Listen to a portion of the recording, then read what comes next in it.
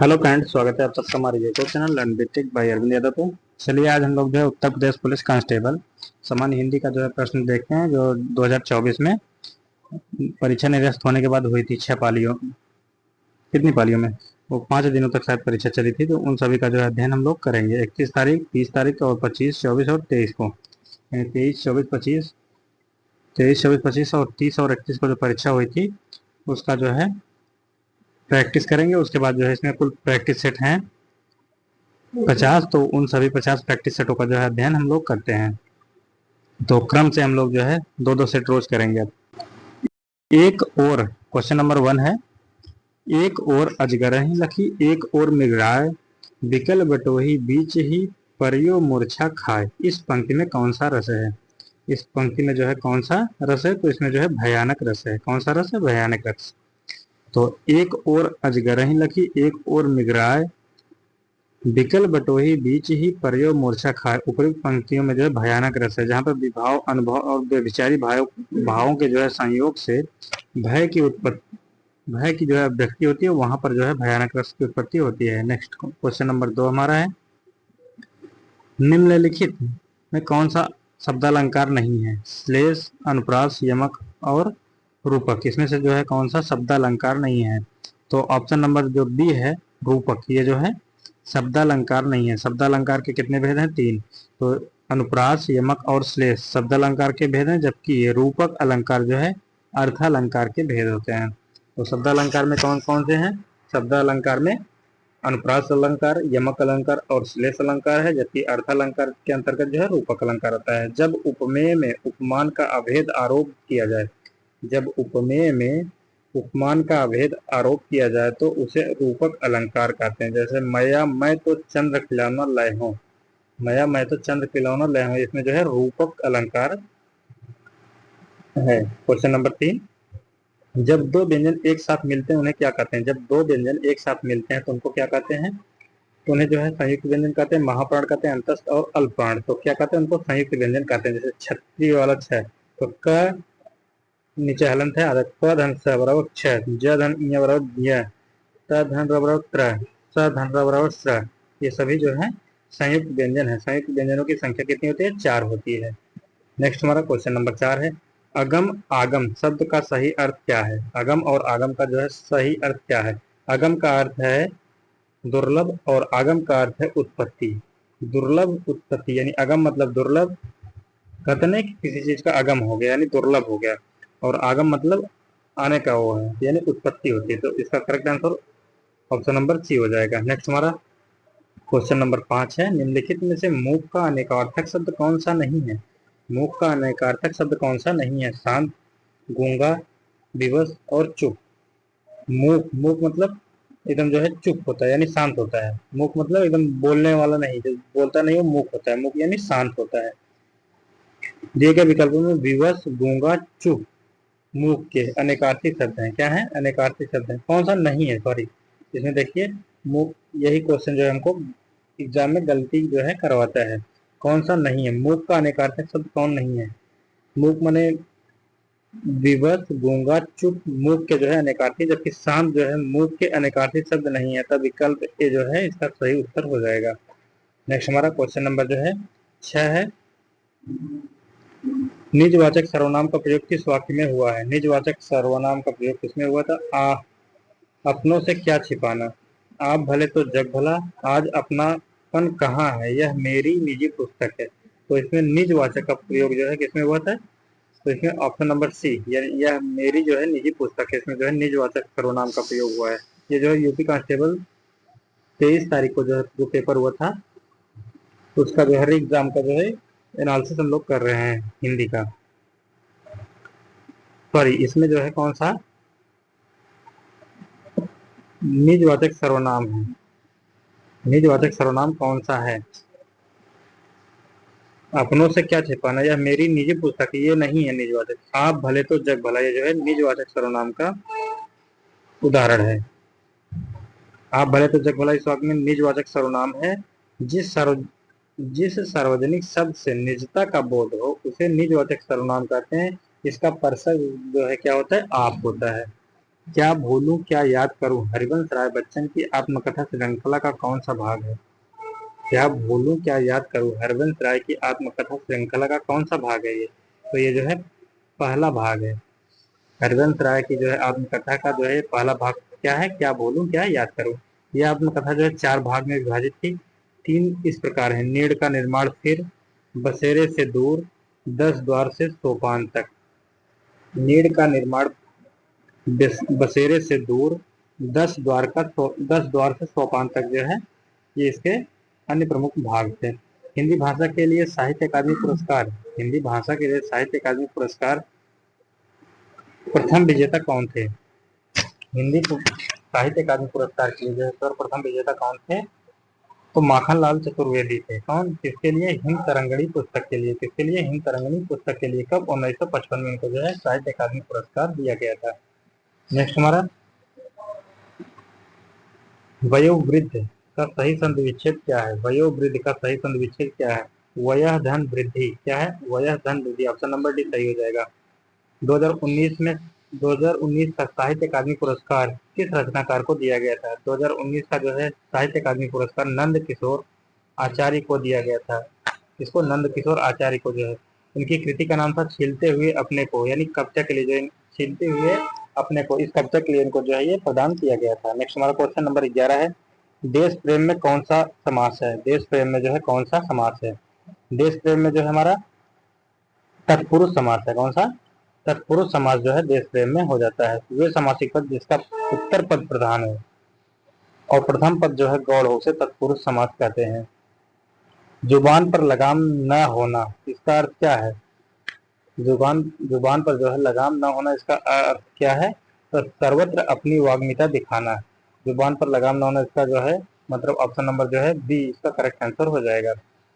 Next हमारा question number 13, निम्नलिखित में से कौन सा अमृत का पर्यायवाची शब्द नहीं है? अमृत का पर्यायवाची शब्द नहीं है। सोम है, अमीय है, सुधा है, जबकि क्षीर जो है इसका पर्यायवाची शब्द नहीं है। क्षीर जो है दूध का पर्यायवाची होता है। किसका होता है? दूध का पर्यायवाची। निम्नलिखित में से कौन सा दंत वर्ण नहीं है? दंत वर्ण सबसे पहले क्या आता है? कंठ, ताल, मूर्धा, दंत। त थ द ध न, त थ द ध और न आता है, लेकिन ट जो है नहीं आता है। तो इसका correct answer option number B हो जाएगा। मैंने आम खा लिया वाक्य में प्रयुक्त काल कौन सा है? मैंने आम खा लिया है आसन्न भूतकाल, जैसे अभी मैंने जो है आम खा लिया है, वाक्य में आसन्न भूतकाल है।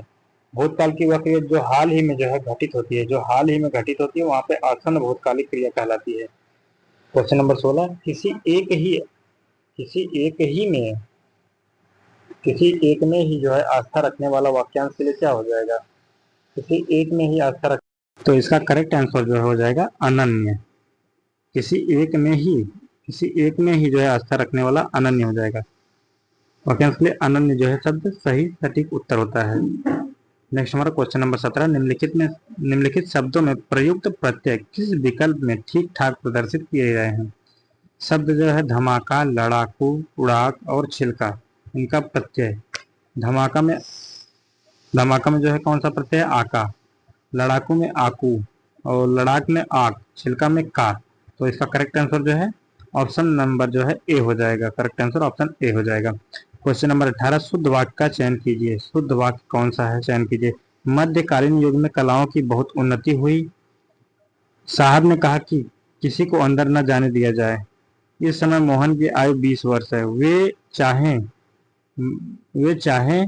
भले ही ना आए परंतु उन्हें आना होगा। तो इसका करेक्ट आंसर जो है शुद्ध वाक्य हो जाएगा। मध्यकालीन युग में कलाओं की बहुत उन्नति हुई, जबकि अन्य वाक्यों में जो है त्रुटि प्रदर्शित की गई है। क्वेश्चन नंबर 19 है, सदा एक वचन में प्रयुक्त होने वाले शब्दों को चुनिए। सदा एक वचन में, तो वर्षा हो रही है, वर्षा और जनता जो है सदा एक वचन में आते हैं। वर्षा और जो है जनता सदैव एक वचन में आते हैं। इसके अलावा जबकि प्राण, बाल, होश, लोग, हस्ताक्षर सदा बहुवचन में प्रयोग किए जाते हैं। किसमें? इंपॉर्टेंट है, देख लीजिएगा इसको। वर्षा और जनता जो है एक वचन में, जबकि प्राण, बाल, होश, लोग, हस्ताक्षर ये सभी जो है सदैव बहुवचन में प्रयोग किए जाते हैं। नेक्स्ट हमारा क्वेश्चन है क्वेश्चन नंबर 20। राजा शब्द के लिए पर्यायवाची शब्द क्या है? राजा के लिए जो है पर्यायवाची क्या है? तो राजा के लिए पर्यायवाची नरेंद्र हो जाएगा। क्या हो जाएगा? नरेंद्र। राजा के अन्य पर्यायवाची भूप, नरेश, महिपति, महिपाल और नरपति हैं। ये सभी राजा के पर्यायवाची हैं। निम्नलिखित शब्दों में जो है शुद्ध है रूप का चयन कीजिए। निम्नलिखित वाक्य में से वाक्यों के शुद्ध रूप का चयन कीजिए। भारत में अनेक जातियां हैं। भारत में अनेकों जातियां हैं। भारत में अनेक जातियां हैं। भारत में अनेकों जाति हैं। तो इसका करेक्ट आंसर हो जाएगा ऑप्शन नंबर ए, भारत में अनेक जातियां हैं। नेक्स्ट हमारा विस्मय बोधक चिन्ह कौन सा है? विस्मय बोधक चिन्ह जो है कौन सा है? तो इसमें जो है ऑप्शन नंबर जो है बी, ये जो है विस्मय बोधक जो है चिन्ह हो जाता है। ये कमा है, ये डैश है, और ये जो है हमारा विस्मरण चिन्ह है। नेक्स्ट हमारा क्वेश्चन 23। किसी वाक्य में अच्छा शब्द का प्रयोग विशेषण के रूप में होता है। किसी वाक्य में जो है अच्छा शब्द जो है विशेषण के रूप में होता है। तो इसमें जो है देखते हैं कौन सा ऑप्शन सही है। अच्छा तुम घर जाओ, तो ये नहीं है। अच्छा अच्छा है वह सभी आ गए, ये भी नहीं है। तुमने अच्छा किया जो आ गए, गलत ये भी है। यह स्थान बहुत अच्छा है, तो ये जो है सही वाक्य है। इस वाक्य में अच्छा शब्द का प्रयोग विशेषण के रूप में हुआ है, तो इसमें जो है यह स्थान बहुत अच्छा है, ये जो है विशेषण के रूप में यहाँ प्रयोग हुआ है। प्रेम सागर किसकी रचना है? लल्लू लाल की है। किस भाषा में? ब्रज भाषा में। अनावर्त का समभिन्नार्थक क्या है? अनावर्त का जो है समभिन्नार्थक शब्द क्या है? तो इसका समभिन्नार्थक शब्द जो है क्या हो जाएगा? ये जो है प्रश्न जो है इसमें गलत दिया गया है। इस प्रश्न को जो है इसमें से कैंसिल कर दिया गया था। नेक्स्ट हमारा क्वेश्चन नंबर 26। निम्नलिखित में से कौन सा पुल्लिंग है? पुल्लिंग शब्द कौन सा है? क्षेत्र, रीत, क्षमा और घटना। तो इसमें जो है क्षेत्र शब्द जो है पुल्लिंग है। क्षेत्र जो है पुल्लिंग है, जबकि रीत, क्षमा, घटना ये सभी स्त्रीलिंग शब्द हैं। नेक्स्ट हमारा क्वेश्चन नंबर जो है 27। वह आई हो तो मेरी चिट्ठी उसे दे देना। इस वाक्य में कौन सा काल है? इस वाक्य में जो है संभाव्य वर्तमान काल है। कौन सा? संभाव्य वर्तमान। सामान्य वर्तमान काल तो है नहीं, संदिग्ध वर्तमान तो है नहीं, तत्कालीन वर्तमान भी नहीं है। तो संभावना की जा रही है कि वह आए तो मेरा जो है चिट्ठी उसको दे देना। क्रिया के जिस रूप से वर्तमान समय में किसी घटना के होने की संभावना व्यक्त की जाए उसे संभाव्य वर्तमान काल जो है कहते हैं। असोच और असौच शब्द युग्म का जो है सही विकल्प चुनिए। असोच मतलब बिना सोच के, असौच माने अशुद्धि। ये जो है इसका correct answer option number C हो जाएगा। नेक्स्ट हमारा क्वेश्चन नंबर 29 है। आग लगने पर कुआं खोदना लोकोक्ति का अर्थ क्या है? मुसीबत आने पर जो घबरा जाना, कुआं खोदकर पुण्य कमाना, जल्दी से कार्य करना, संकट के समय बचाव के लिए सोचना। ये जो है आंसर जो हमारा करेक्ट हो जाएगा option number D. Question number 30 है। जिसे सरलता से पढ़ा जा सके उसे क्या कहते हैं? उसे सुपाठ्य कहते हैं। निम्नलिखित में से कौन सा सर्ग नहीं है? उपसर्ग कौन सा नहीं है? तो प्रभाव, ओढ़ना, अपवाद और पराजय। तो ओढ़ना जो है उपसर्ग रहित है। ओढ़ना जो है उपसर्ग रहित है। भाव, प्रभाव, वाद, अपवाद, जय, पराजय। ओढ़ना जो है इसमें जो है कोई उपसर्ग नहीं लगा है। समास का शाब्दिक अर्थ क्या है? समास का शाब्दिक अर्थ है संक्षिप्त। ऑप्शन नंबर सी उसका करेक्ट आंसर हो जाएगा। अब कुछ क्वेश्चन है हमारे। प्रश्न नंबर 33 से 37 तक प्रमुख गद्यांश है। शिक्षा को वैज्ञानिक और प्राविधिक मूलाधार देकर हमने जहां भौतिक परिवेश को पूर्णतः परिवर्तित कर दिया है और जीवन को अप्रत्याशित गतिशीलता दे दी है, वहां साहित्य, कला, धर्म और दर्शन को अपनी चेतना से बहिष्कृत कर मानव विकास के सूत्र प्रकृति के हाथ से निकलकर मनुष्य के हाथ में पहुंच गए हैं, विज्ञान के हाथ में पहुंच गए हैं। इस बंद गली में पहुंचने के लिए मानव जाति का नाश भी हो सकता है। इसलिए जो है नैतिक और आत्मिक मूल्यों को साथ साथ विकसित करने की आवश्यकता है, जिससे हमारे लिए जो है भस्मासुर का हाथ न बन जाए, जिससे विज्ञान हमारे लिए भस्मासुर का हाथ न बन जाए। व्यक्ति की क्षुद्रता, यदि राष्ट्र की क्षुद्रता बन जाती है तो विज्ञान भस्मासुर बन जाता है। इस सत्य को प्रत्येक क्षण सामने रखकर ही अणु विस्फोट को मानव प्रेम और लोकहित की मर्यादा दे सकेंगे। अपरिसीम भौतिक शक्तियों का स्वामी मानव आज अपने व्यक्तित्व के प्रति आस्थावान नहीं है और प्रत्येक क्षण अपने अस्तित्व के संबंध में जो है शंकाग्रस्त है। तो क्वेश्चन नंबर 33 देखते हैं। आधुनिक मानव विकास का सर्वांगीण विकास नहीं कहा जा सकता है। साहित्य, धर्म, कला और मानव चेतना से निर्वासित है। जीवन में असातित गतिशीलता का समावेश नहीं हुआ। मानव विकास के मानव के सूत्र मानव के हाथ में है, भौतिक परिवेश पूर्णतः परिवर्तित हो गया। तो इसका correct answer option number A हो जाएगा। साहित्य, धर्म, कला आदि मानव चेतना से जो है निर्वासित है। नेक्स्ट हमारा क्वेश्चन नंबर 34 है। अणु विस्फोट को मानवतावादी की मर्यादा देना तभी संभव है जब व्यक्ति की जो है क्षुद्रता राष्ट्र की क्षुद्रता न बनने दिया जाए। तो correct answer option number C हो जाएगा। आज का मानव अगले व्यक्तित्व और अस्तित्व के प्रति इसलिए शंकाकुल है क्योंकि वह विज्ञान की विध्वस्त शक्तियों से भयभीत है। नेक्स्ट हमारी विज्ञानाधृत शिक्षा की सर्वाधिक महत्वपूर्ण देन क्या है? महत्वपूर्ण देन क्या है? जीवन की अपरिसीम भौतिक विकास जो है, जीवन का अपरिसीम जो है भौतिक विकास इसकी महत्वपूर्ण देन है। नेक्स्ट हमारा क्वेश्चन नंबर 37 है। मानव जीवन को भस्मासुर बनने से कैसे रोक सकता है? मानव जीवन को भस्मासुर बनने से कैसे रोक सकता है? तो नैतिक मूल्यों को जो है विकसित करके जो है मानव अपने जो है जीवन को भस्मासुर बनने से रोक सकता है। तो आज की क्लास में इतना ही। ये प्रमुख 37 क्वेश्चन थे। इसके बाद जो है हम लोग नेक्स्ट क्लास में देखते हैं 23 तारीख की सेकंड शिफ्ट का क्वेश्चन। तो आज की क्लास जो है वीडियो देखने के लिए थैंक यू।